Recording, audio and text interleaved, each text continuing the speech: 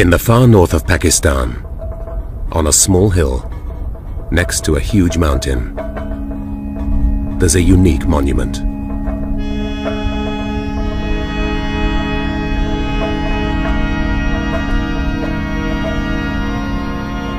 It was erected in 1953 to commemorate a young American mountaineer, but since then many other names have been added to it.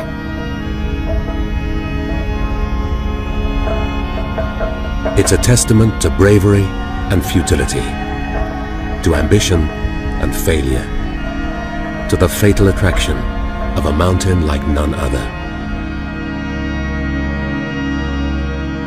The Mountaineer's Mountain, the Savage Mountain, the Killer Mountain, the mountain with no name,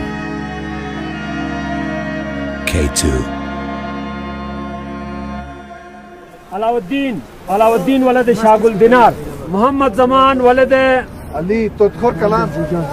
Ascoli, Pakistan, July 2000.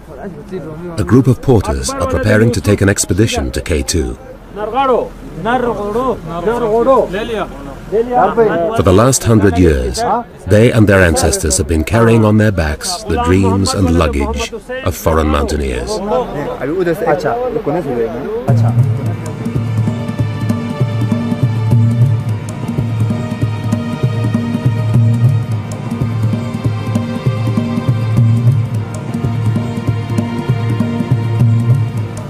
Even today, K2 is incredibly difficult to reach. It's over 100 miles away from the nearest city, and the only way to get there is to make a long trek through the Karakoram Mountains, past some of the most spectacular and rugged terrain in the world.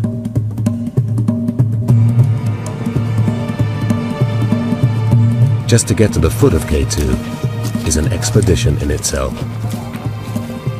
After 70 miles of walking up the Baltoro, you go around the corner, wham! Well, awesome is an overused word, but it is awesome. It was first measured by the British Survey of India. They christened it Karakoram 2, or K2 for short, and the name stuck. At 28,265 feet, it was the second highest mountain in the world, 800 feet shorter than Everest. It's the hardest and most dangerous. It's orders of magnitude more serious than Everest. So it's the prize. All the serious 8,000-meter mountaineers consider K2 the sternest challenge and the greatest prize.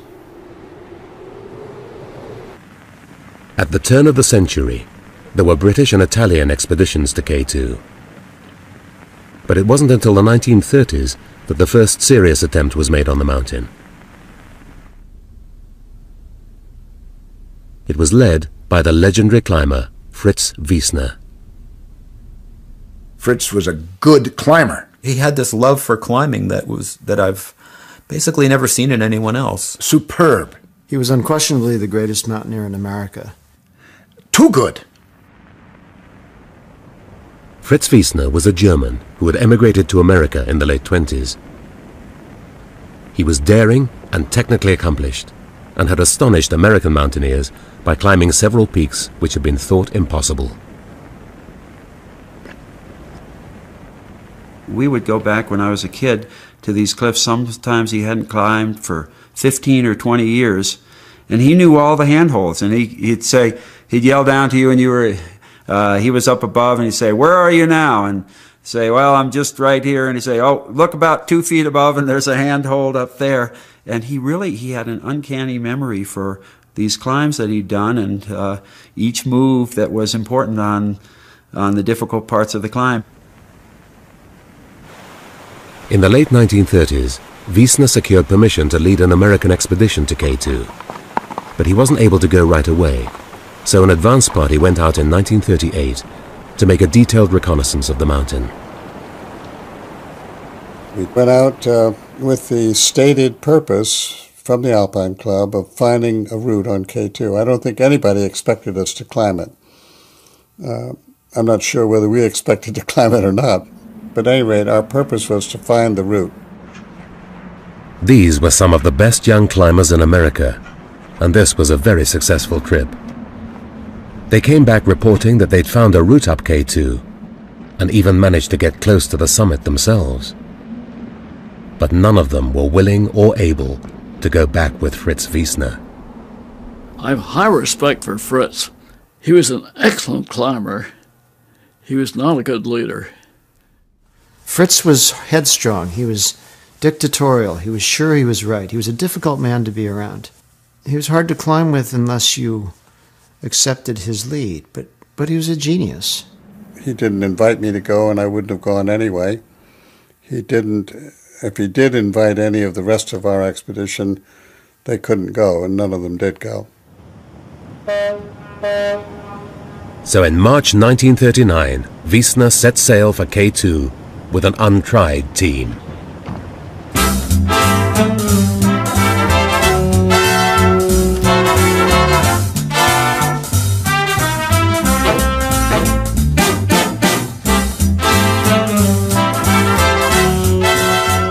Two weeks later, they arrived in Pakistan and got ready for a long march. They hired 9 Sherpa mountain guides and a small army of porters and set off inland. Now Fritz would find out what his men were made of.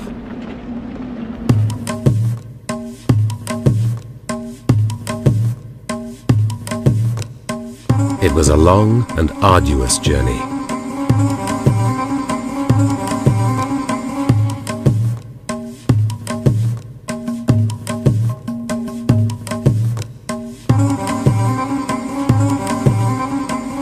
Apart from Wiesner, no one else had been to the Himalayas. Jack Durrance was a strong climber, but he'd never even met Wiesner before K2. The others were either young and inexperienced or old and inexperienced. Dudley Wolfe was the most enthusiastic and least competent member of the team. Dudley's greatest attraction was that he was he brought along a good checkbook. He was certainly not a great alpinist. Dudley Wolfe was a rich playboy who was a romantic at heart. He'd raced boats, hunted big game, and even done a stint in the Foreign Legion. He went to K2 in the aftermath of an unhappy divorce. Things that occupied Dudley were sailing, shooting, and mountain climbing. When Dudley came to Vermont to see my father, in the months before he left for the trip, he told us that he was going on the trip. My father said to me then, "I don't know why, but I think we'll never see Dudley again."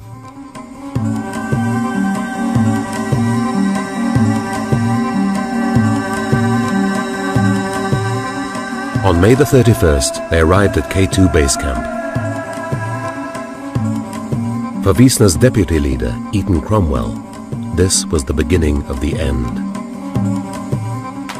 When Cromwell got to K2, he realized that he was fluff as an alpinist, and he wanted to go home.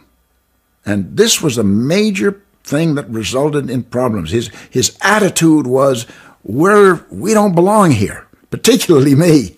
We don't belong here. I want to go home. But Wiesner was in his element, and he was used to leading from the front. To him, K2 was the mountain of mountains. The most beautiful mountain in the world, perhaps the most difficult mountain in the world. And Fritz really wanted to get to the summit, even if he had a second-rate team. Fritz had thought long and hard about K2. His plan was to establish a series of camps all the way up the route, which had been identified the previous year. They would form his ladder to the summit of K2.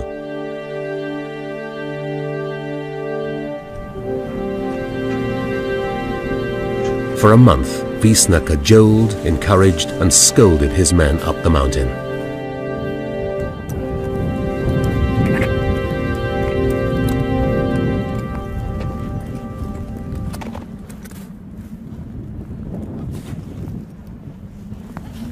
But one by one, most of the American climbers reached their limits and retreated back to base camp, suffering from frostbite and altitude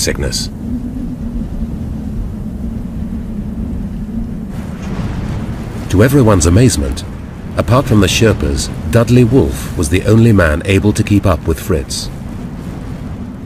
It's a funny thing at high altitude that you don't know who's going to do well and who's going to just crap out.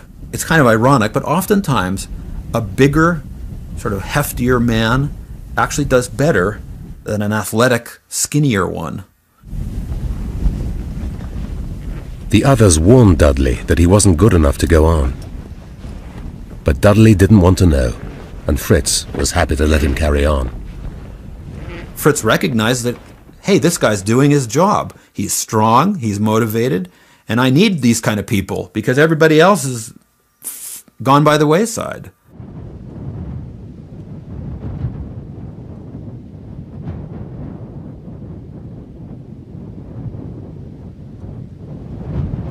After 6 weeks of climbing, Fritz, Dudley, and one Sherpa, Pasang Lama, reached their 8th camp and were poised to make an attempt on the summit itself.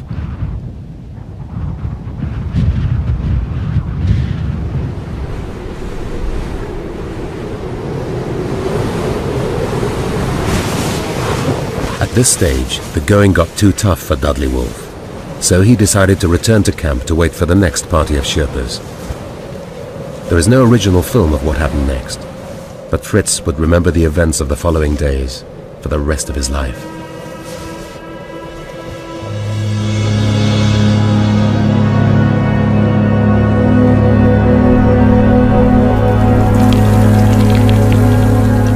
At 6 in the evening on the 18th of July 1939, Fritz and Pasang found themselves 800 feet from the summit.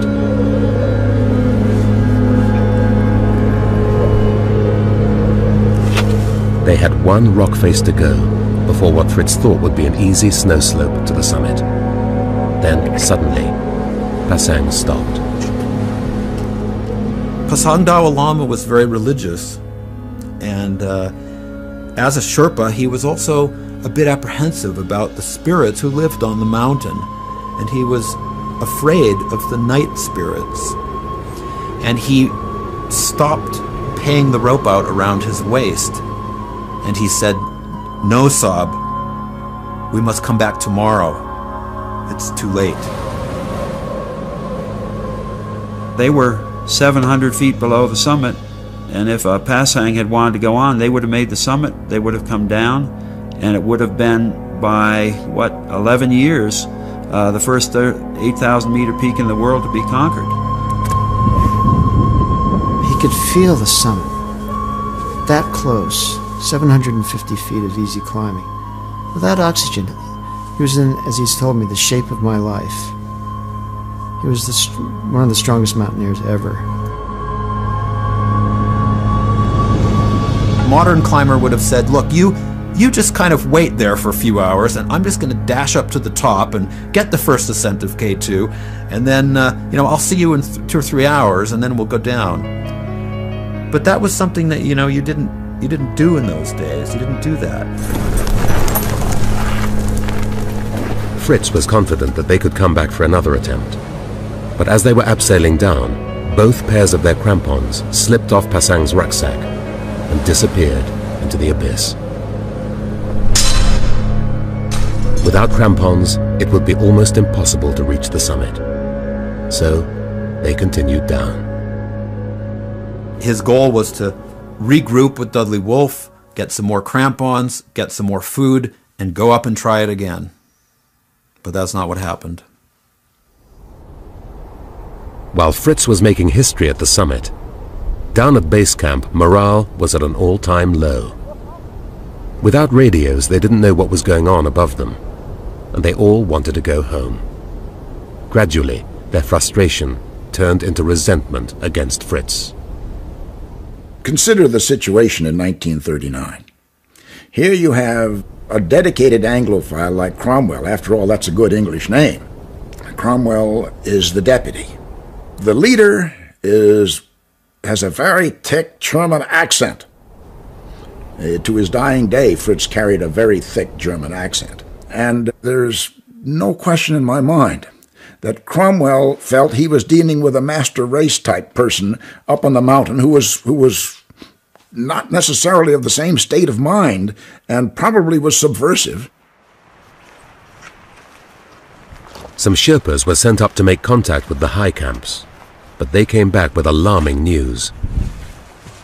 One of the Sherpas yelled a greeting of some kind upwards to try and get in contact with the climbers at the next camp, and heard no response. And sometime after that, I think that same day, heard a big avalanche coming down from somewhere in the upper reaches of the mountain. And because of those two events, he surmised that the climbers had been killed in an avalanche, and that's why they didn't answer them. Cromwell wanted to believe that. It was a good reason to go home. But Fritz and Pasang were very much alive. They'd rendezvoused with Dudley Wolfe, and they were all heading down the mountain looking for fresh supplies and equipment. But when they reached their 7th camp, they were greeted with an incredible sight. There are no sleeping bags in the tent. There are no air mattresses in the tent. The food that was in the tent has been spread out onto the snow. And Fritz just is looking at the camp and saying, my God, how could this have happened? Who would have done a thing like this? In his impatience to leave, Cromwell had ordered the lower camps to be stripped, and the Sherpas had emptied the others when they thought Wiesner was dead. You never strip the camps behind the lead climbers. It's not done. It's homicidal. Fritz couldn't believe it. This wasn't what he'd ordered. They had no alternative but to keep on going down. All the way down the mountain, Fritz assumed there were climbers in support. Down, down, down. He has to keep going down, hoping he'll find someone and supplies, and all the way back down to base camp or Camp 2 until... he was stunned by what had happened. 2 days later, starving and exhausted, Fritz staggered to the bottom of the mountain, where he met Cromwell and some of the others searching for his dead body. They were ready to go home. They were packed, and they were all but marching down the glacier. Fritz was livid. What the hell is going on? What have you done? What's going on here? He was also as exhausted as a man can get. He had absolutely shot his bolt. He'd used every ounce of his energy.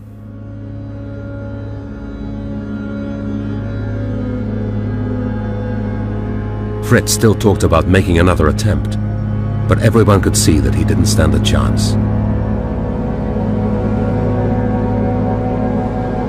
And there was a problem. Fritz and Pasang Lama had come down the mountain without Dudley Wolfe. He'd insisted on staying put, thinking that Fritz would soon be back to make another attempt on the summit. He didn't realize that he'd be left on his own for a week, the highest and loneliest man in the world. Something was driving him to take risks that were at the limit of his ability to handle them. Who knows if he actually had a death wish, if he were depressed and decided he wanted to go out on the mountain. Jack Durrance set off to bring Dudley down, but 3 days later he came back defeated. So Pasang Kekuli, the chief Sherpa, took 3 men and headed back up K2 to rescue Dudley. They climbed up and they found Dudley alive and weakened, but, relatively okay. He had not been out of his tent, though, in a couple of days. Dudley Wolfe had reached a state of apathy in which he couldn't take care of himself. In fact, by the end, he wasn't even leaving the tent to take a shit. It happens a lot in the Himalaya that a climber will reach a state of apathy from being too high too long. The mental process goes bad. You get in a dream state. You sort of think, oh, well, I'll just rest a little longer. and it's fatal. Dudley Wolfe said, "I'll think about coming down tomorrow. Come back tomorrow." And so the Sherpas went back down to their camp at Camp 6, spent the night, went back up to Camp 7 the following morning. Only 3 of them went up on this particular day. And these 3 incredibly brave Sherpas and Dudley were never seen again.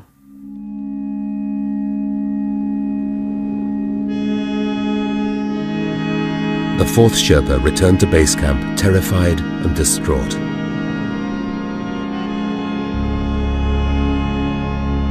Fritz could barely walk, but a day later he left camp to make one last effort to rescue Dudley.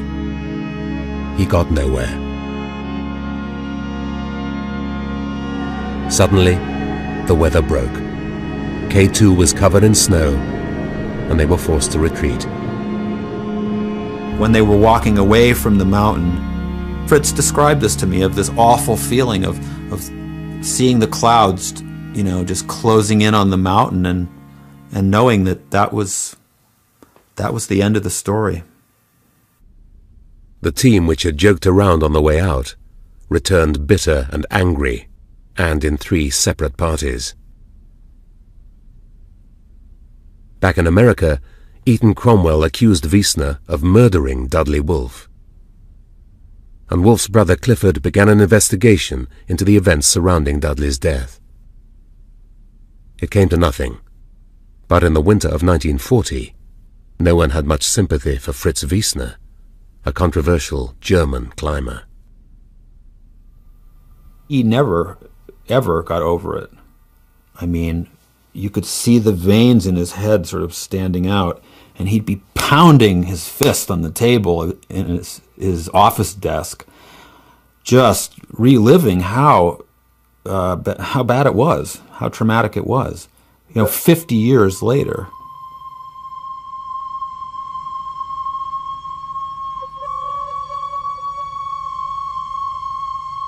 There were no further attempts on K2 for almost 15 years.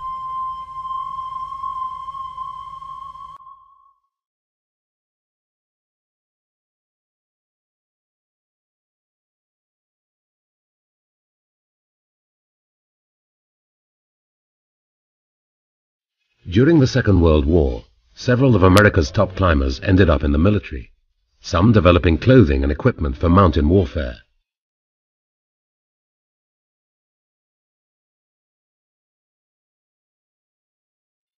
They'd put it to good use in the decade to come. I'm Charles Houston. This is Bob Bates, and that's our mountain. The film you are about to see is a story of our struggle with this mountain, which took place only recently. I think we thought we could climb it. We had a good team. If we got the weather, we could climb it. I think we were quite confident. As long as I wasn't married, I was willing to take the risk on K2. If I'd been married, I wouldn't have gone. Charlie Houston and Bob Bates had both been members of the original K2 reconnaissance party. In 1953, they put together a 3rd expedition. They chose their new team carefully, aiming to avoid all the conflicts which had dogged Fritz Wiesner. We did not take some of the outstanding climbers in the United States. We did not take because some of them were notable prima donnas. We did not take some of the obvious choices because we thought that they would not get along well. Charlie's whole idea was we're united in what we want to do, and each person has as much right to success or failure as anybody else. We're all in it together. We were just Western boys, and they were these kind of luminary figures from the East. Charlie and Bob had the attitude that they wanted to be sure that anybody who was on the expedition would be someone that they'd be comfortable in spending a week with in a tent in a storm. In Pakistan, they were given an ecstatic reception. In the very same week, Everest was climbed, and hopes were high that K2 would be the next big mountain to fall.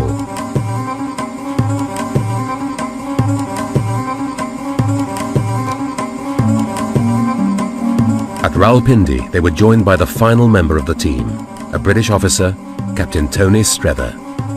Well, they pulled my leg a bit to start with, obviously, but we all got on very well together.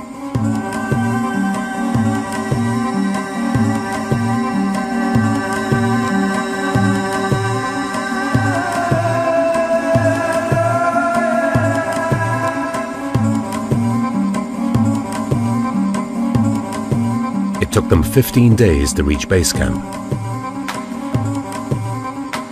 For me, it was magic. I think we were all immensely excited. It's so beautiful.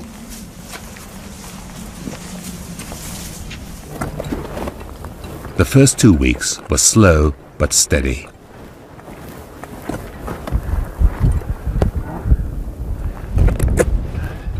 They climbed 4,000 feet up the mountain and set up their first 3 camps.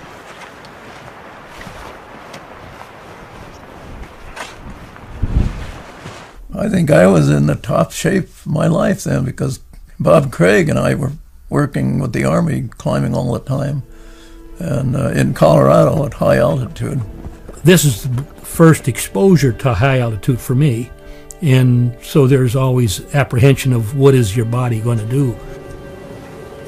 You would take one step and then a breath, and one step and a breath, and one step and a breath, or even 2 or 3 breaths between each step. So everything is slowed way, way down. When they reached Wiesner's Camp 6, they saw some grim evidence of the 1939 disaster. We did expect that we might come upon the bodies. I was very angry about what had happened in 39. Pasang Kikuli, who had been my friend in 38, he had lost his life due to poor leadership of the expedition. We anticipated we might find some traces of them, and indeed we did. Pete Schoening and I came across the tent, and in it, very, very neatly placed were these 3 packs, was this can of tea, and everything all set for them to come down. And it was so neat, and it looked just as if it had been left the day before. And that hit me very hard.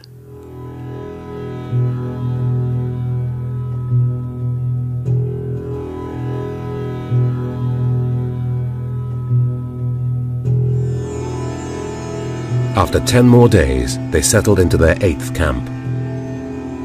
They were now 3,000 feet and 3 days from the summit, and spirits were high.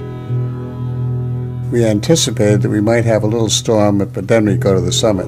And it was then that we had a ballot to see who should be the first team and who should be the second team. We had a silent vote on it, and Charlie Houston and I were the only ones with children, so we eliminated ourselves right away. And by that time I was realizing I probably shouldn't even be up here, worrying all the time. You can't go in these mountains and think about your family. We chose the teams and settled down, ready to go when the weather broke, but the weather didn't break. In the summer of 1953, the Karakoram Mountains were engulfed by a series of unusually bad storms. For days on end, Houston's team could do nothing but sit it out in their tents.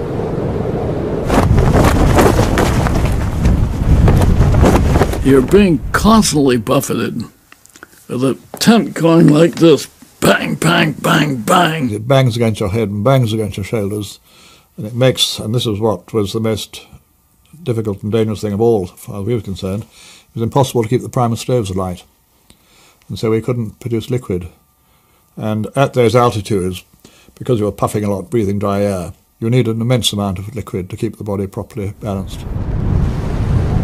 The storms continued day in, day out. The men became weaker and weaker, and then one of the youngest climbers, Art Gilkey, suddenly fell ill. On the way up, climbing up, he'd complained that he had a cramp in his leg. But he didn't pay much attention to that until maybe a day or 2 later. And then he came out of his tent and fainted. I have a photograph someplace that shows Art coming out of the tent and almost in the position of falling to the ground, which he did. We realized then that we had a serious problem on our hand. We knew that this is no place where anyone can get sick.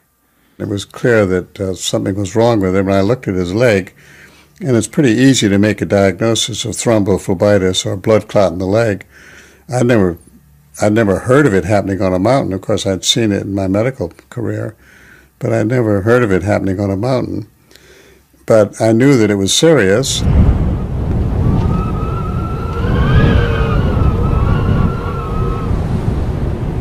On the 10th of August, we decided that we'd have to make a break for it because by then he had both legs involved. He had clots in his lung. It was clear that he was going to die if we didn't get down.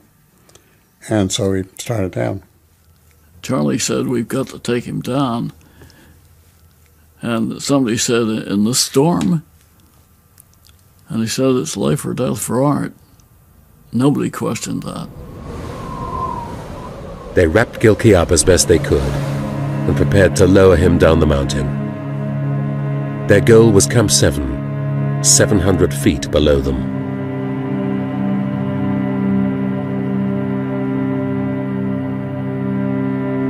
According to the textbook, it would be a straightforward mountain rescue. But 25,000 feet up on K2, it was a different matter. They put their cameras away and got ready to face the impossible.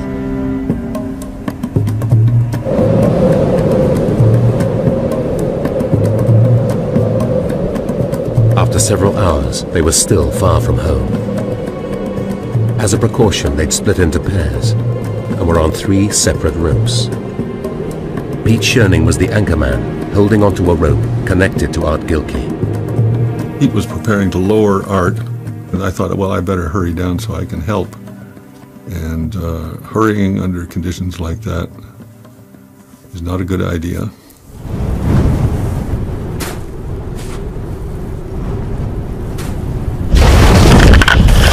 His rope slipped underneath Gilkey, and but then it wrapped, doubled around the 2 ropes across the slope. The weight came on the rope, I was just whisked off. I got my ice axe in just as hard as I could, and of course the next second I was flipped off. Within seconds, all the ropes had become entangled, and 5 climbers were flying down K2, held on by just 1 man above. I could see the rocks coming up at me, and I think my only thought was that, pretty soon I'll be knocked out, and that's it, if I had any thoughts. Head over heels, head over heels. No particular sensation. I said, well, we did our best, and this is it. The rope came up from below and around behind the ice axe and around my body, around my hips, and was held in my right hand. There was a rock preventing the ice axe from being pulled out from the mountain, and I'm leaning against the top of the ice axe. I do recall a movement, and I knew somebody had slipped. I do recall the rope thinning down. I do recall substantial force on both the hand and your body and the ice axe, and I do recall being very grateful that things slacked off in a fairly short period of time. In an amazing feat of strength and skill, Pete Schoening had held on to all the falling climbers and the injured Gilkey. I fell, everybody fell, and Peter held us. It was an absolutely extraordinary effort on his part. The wounded men struggled over to Camp 7 after securing Gilkey to the slope with 2 ice axes. An hour later, they came back to get him. We went back to see what we could do for Arthur Gilkey. But when we got back there was this extraordinary sight. We'd not been able to wear our goggles, our snow goggles, all the day because of the snow wind and so on. So we were probably all slightly snowblind, and so everything looked a bit misty. But Arthur wasn't there, and we couldn't believe this initially. And then Bob Bates belayed me, and I went over actually to the spot where he was, and it looked completely different. There was a sort of gully running down, and the snow was all soft and roundabout. An avalanche must have come down and taken him away. By then we knew that our lives were on the line, so to speak. We had to keep going. And even though, we just hoped that, I think, individually, we just hoped that he hadn't suffered. Well, I think to a large extent, insofar as we were capable of feeling anything, we felt a sense of relief that we wouldn't have to return, and with everybody injured or in bad shape, why the thought of continuing to try and lower him down the mountain would have been more hopeless than ever. That night, 7 men crammed themselves into 2 tiny tents high on the shoulder of K2. A few weeks earlier, they'd posed for the camera happy and confident. Now, they were lucky to be alive. Charlie Houston had a broken rib and severe concussion. I don't remember the accident at all. I remember getting to the place where we fell, and then I don't remember that. I remember vaguely the night that we were in the tent. It was a terrible night, although fortunately the storm had stopped. And then I remember the next day. In the grey light of dawn, they started down the mountain. Worse was to come. Very quickly, we were climbing down very difficult rock through bloodstains and fragments of cloth and tangled ropes, which was where Gilkey had fallen. So for maybe 20 minutes, half an hour, we all had to climb down through this wreckage. We saw blood on the rocks for a long distance. I mean, splotches here and there. It was plain that he had passed over the route that we were going down, no doubt bouncing along in terrible style. After 2 more days, they reached House's Chimney, the most difficult piece of climbing on K2. Charlie Houston insisted on being the last man down. I expected him to come right away because he had no pack, and he didn't come right down. And that scared the life out of me after I got down, and the others too, and they began calling him to come down. It was my moment of truth, and I had begun to realize that I couldn't do it. It was dark, and I was still hurting, and I remember this much very clearly, although I've rarely said it. I remember saying, I'm going to jump off, because if I fall down there, I'll knock them down. They're waiting for me at the bottom. And I stood there for a while, just a short while they were shouting up to me to come down. And I said the Lord's Prayer and started down, and the next thing I remember, I was at the bottom. There they were, and that was it.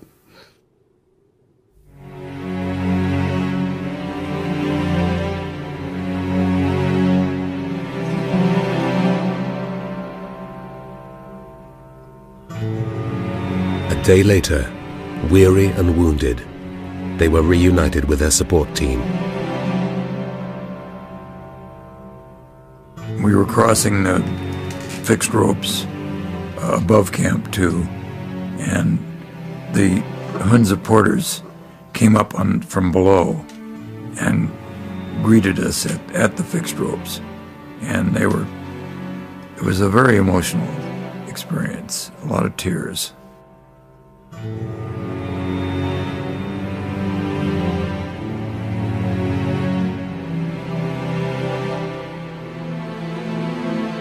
It was really an extraordinary meeting, and they gave us food and drink and put us to bed, and next day we went on down to base camp. It was a wonderful, wonderful meeting.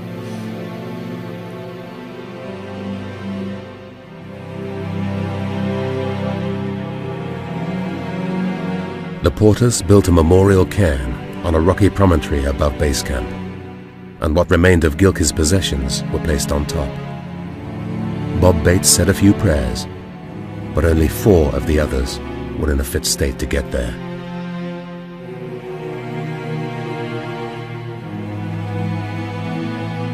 I don't really believe any of us thought that we could get him down. I don't know. I don't think anybody thought about what was going to be the outcome. I think we had made up our minds that we were going to try to get down no matter what, with him. But when I think back on what we had to go down, I don't think we had a chance.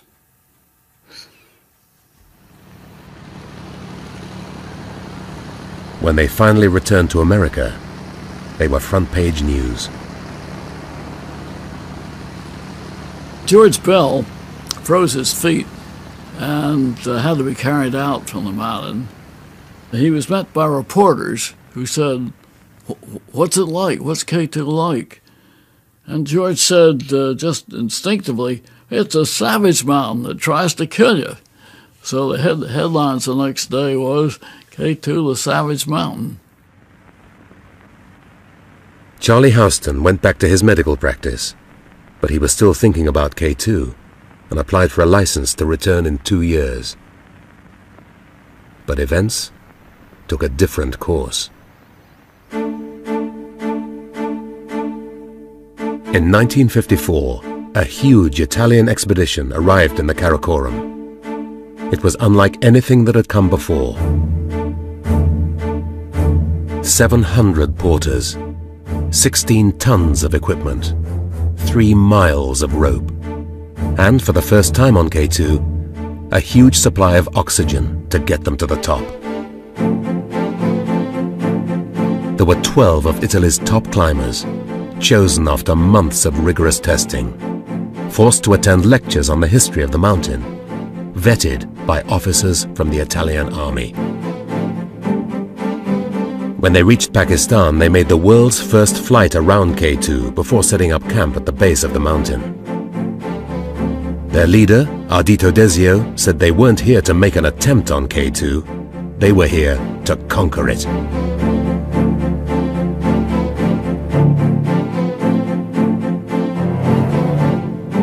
The climbers followed the same route as Houston and Wiesner, establishing camp after camp and forcing their way up the southeast ridge towards the summit. Lino Laciadelli and Achille Compagnoni made the final push up the mountain, and at 6 p.m. on the 31st of July 1954, they reached the long, narrow ridge of ice which forms the summit of K2.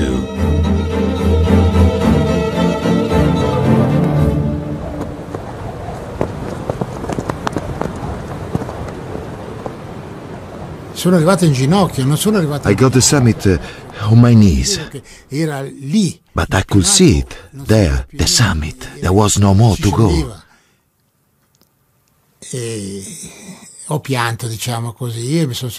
And I was in tears, very emotional. I stayed there for several minutes, just leaning against my ice axe to get my breath back. It seemed impossible, but we have made it. Whatever happens next, we reached the summit.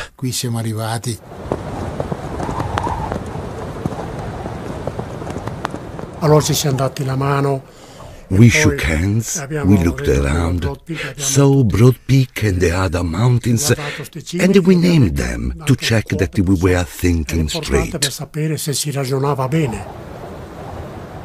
but we never felt truly happy because we knew how difficult it would be to get down.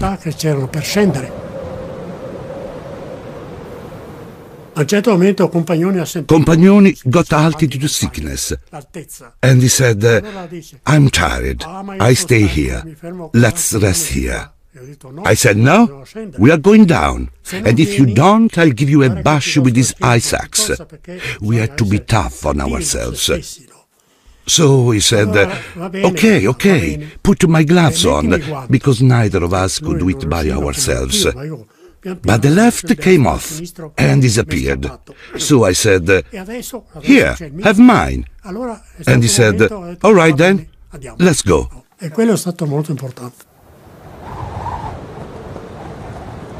News of their heroic ascent was broadcast around the world.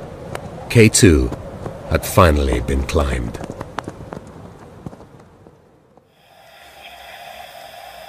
I guess, Charlie, you remember the next day rather vividly.